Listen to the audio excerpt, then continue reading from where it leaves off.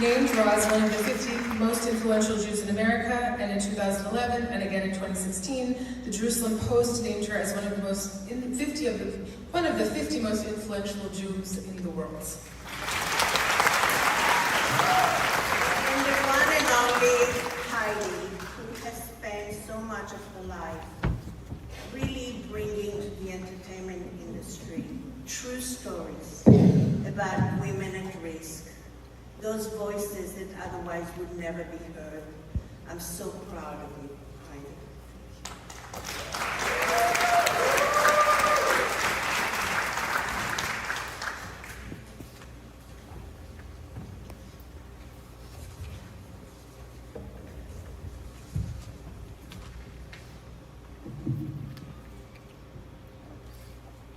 Thank you. Sorry, I couldn't do it.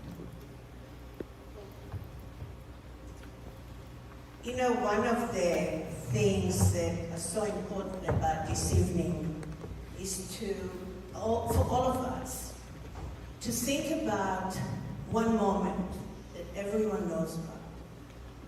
It's the moment when a baby is born. It's that moment of creation.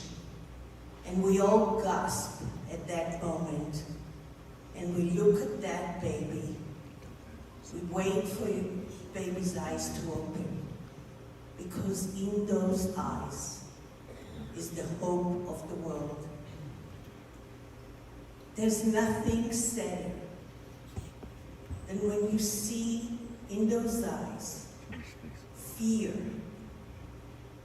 When you see in those eyes helplessness, hopelessness.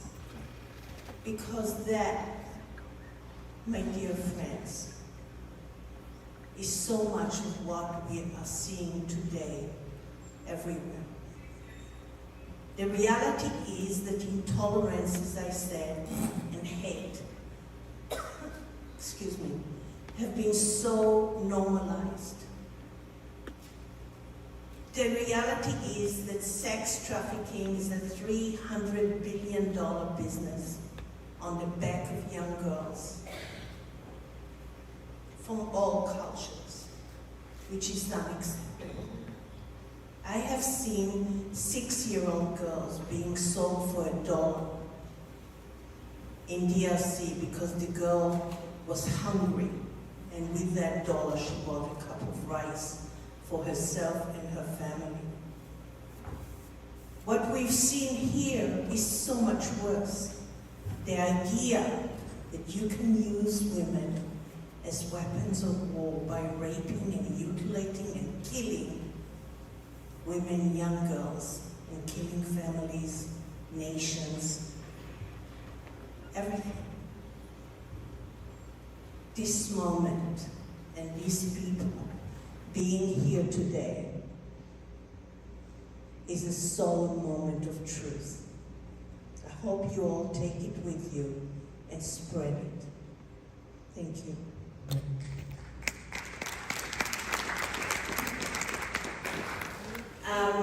You know, my first question is to you, Ahmed.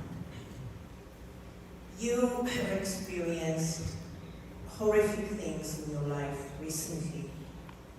Your entire family, 29 people, were killed in Gaza during the Israeli-Gaza war and with Hamas. And yet you decided to be so outspoken about the atrocities of October 7th. In your own words, please tell us about your journey here. Well, thanks again for having me, and I appreciate you recognizing earlier that it is incredibly difficult to be here, not just because of the challenges of trying to hold multiple truths and acknowledge the suffering of Israeli victims of October 7th, as I also hold space for my own family and my own people who are being killed as we speak in this horrendous war started by Hamas. I also want to be clear that I'm not here to talk politics. I do a lot of politics. You can go to my Twitter or whatever. I'm here to keep the focus on the victims of October 7th, specifically the Israeli women who were victimized and abused on October 7th. I was compelled to put myself out there after I saw what was unfolding. It was October 6th here in the United States, and I knew that Gaza as we knew it would cease to exist. I knew this would be a horrendous disaster of epic proportions for my folks and my family and people. I was also horrified by the dehumanization of Israeli victims on October 7th, the celebration of taking women and children as hostages and relegating that to a mere act of resistance. This idea that October 7th was entirely unavoidable and that it was only a consequence of policies that Israel committed. I maintain that it was entirely avoidable and that Hamas made choices that harmed Israelis and harmed the people of Gaza. And so the main message that I want to share and offer here, again in the spirit of keeping the focus on Israeli victims and Israeli women who were abused and the hostages as well, is that it is entirely possible to hold multiple truths, to have a focus on empathy and shared humanity, not as a kumbaya, big picture, let's hold hands and have falafels and everything's going to be fine, but actually as a pragmatic evolution that's going to help us get past one of the most horrific episodes of the Israel and Palestine conflict.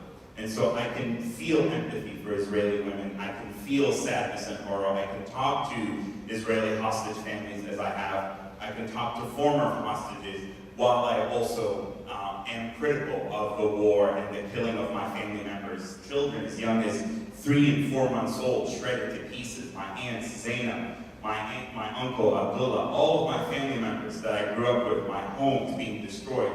I don't have to exclude the suffering of Israeli victims. And it's easier said than done. It takes a daily commitment. It's hard. I'm being pulled in a bunch of different directions. People on the pro-Palestine side and people on the pro-Israel side, everybody's projecting onto me what I need to be saying, what I need to be doing. And I've decided that I'm going to speak my truth, leveraging my lived experience, my contacts and connections with the Jewish community, but also my contacts with my people and my family. And I want to just be one last thing clear. It's like I never claim to speak on behalf of the Palestinians. I speak for myself. I operate solo. I have a very unique lived experience. But I can assure you that many Palestinians, maybe who are less outspoken than myself, who are afraid, who can't deal with the threats, or who are genuinely confused and don't know how to support their people, don't know that speaking out against sexual violence and rapes doesn't mean you support the war, doesn't mean you support the bombing of children in Gaza, doesn't mean you support what's happening. So there are many people that may not think exactly what I'm thinking, but they hold different bits and pieces of my views and opinions. You know, earlier we spoke about why is it okay that Hamas, or is it okay for a lot of the Palestinian people living in Gaza, that Hamas has been using them as human shields, using children as human shields, coming through those tunnels and sacrificing their own people. So my question to you is, what is your perspective on Hamas as leadership, as a government in Gaza? And what is the plight for the Palestinian people in view of that? Certainly, and despite being out of Gaza for many years, like I said, my immediate and extended family were there. I tried to build an internationally run Israeli-approved airport in Gaza in 2015. I have contacts and networks there and feel that I can speak from experience and actual data. And the truth is, while Hamas does in fact have a base of support that I personally would not put beyond 30%, a large number of the people of Gaza, including those who once upon a time supported Hamas, are furious with what the group has done for almost 2 decades in terms of getting a blockade imposed upon Gaza due to their strategic choices, aligning with Iran, the stealing of a lot of the Palestinian people's resources, the embedding of militant assets throughout the civilian population. That is an open secret, something that is known to the NGOs and the UN and the international community that for years, through good intentions, inadvertently enabled Hamas to entrench its control. The people of Gaza protested against Hamas in 2017 and 2019. In 2023, in July and August, right before October 7th, the people of Gaza understand that Hamas does have its infrastructure and tunnels to take care of its people, and it's stealing aid and is stealing the supplies while they have to fend for themselves above ground. The unfortunate reality, nevertheless, is that you look at people why aren't the people in Russia and in Iran and in Belarus and in North Korea, why aren't they rising up and overturning their regimes?